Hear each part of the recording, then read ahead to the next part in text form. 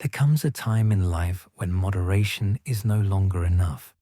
We tell ourselves we can change slowly, in half measures, keeping one foot in our old habits while we dip the other into discipline and clarity. But as the Stoics remind us, you cannot walk in two directions at once. I once thought I could balance it all, late nights, endless social events, indulgences, and still move toward my goals. But every step forward was undone by a step back. What felt harmless in the moment always carried a hidden cost. My energy would crash, my focus would slip, and the progress I had built with effort unraveled with ease. Seneca once wrote, "To be everywhere is to be nowhere." When your attention is scattered, nothing grows. Real transformation demands something sharper, something more decisive. It requires a season of being extreme, a season of disappearing, of saying no to shallow invitations, of removing distractions, of living in such alignment with your goal that the old world can no longer recognize you. At first, this feels harsh. It feels unnatural to cut away pleasures that everyone else seems to enjoy. But the ancients knew what modern science now confirms. The mind, like fire, grows stronger when fed with fuel and focus. And the habits of distraction, alcohol, gossip, endless scrolling, are not harmless. They are water poured onto your flame. Marcus Aurelius said, "It is not that we have a short time to live, but that we waste much of it." The enemy is not time, it is dilution. Every moment pulled away from your higher path is a moment lost to entropy. So how do we fight back? How do we step into this extreme path without losing ourselves? The answer is simple, though not easy. Anchor your days in 4 unshakable practices. One project, one book, one meditation, one workout.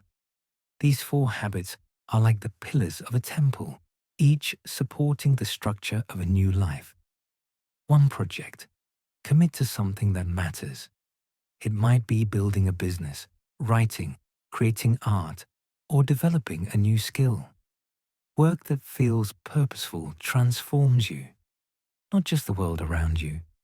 In the Stoic sense, it aligns with the good, contributing to others and fulfilling your potential. One book.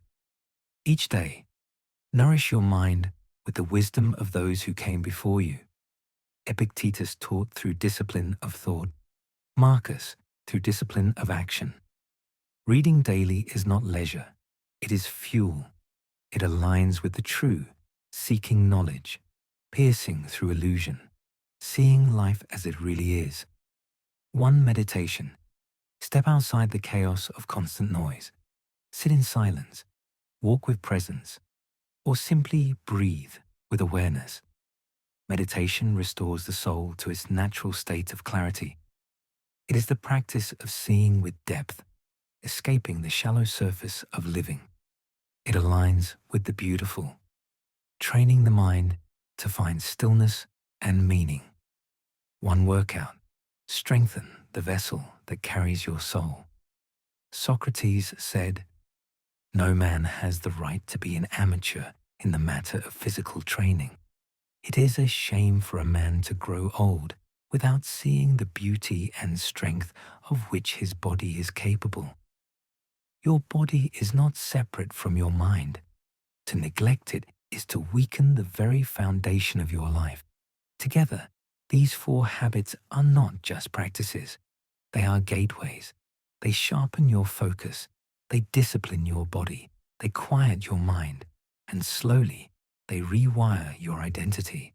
At first, it will feel like sacrifice, but soon you realize sacrifice is simply the exchange of something lesser for something greater.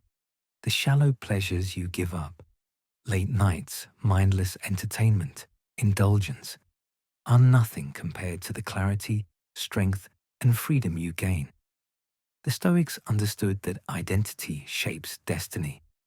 Epictetus wrote, First say to yourself what you would be, and then do what you have to do. When you commit fully to a higher identity, your mind begins to filter reality differently. You notice opportunities that align with your path. You ignore distractions that once tempted you. The world seems to conspire in your favor, not because it changed, but because you did. Remember this: moderation maintains the life you already have. Extremes create the life you dream of. Discipline is freedom. Focus is power. Saying no is what gives meaning to your yes. So if you are tired of half measures, if you are weary of watching your goals slip through your fingers, give yourself permission to be extreme. Disappear for a time. Anchor yourself in these 4 practices. And when you return, return unrecognizable. I share timeless wisdom like this every week. Subscribe for more.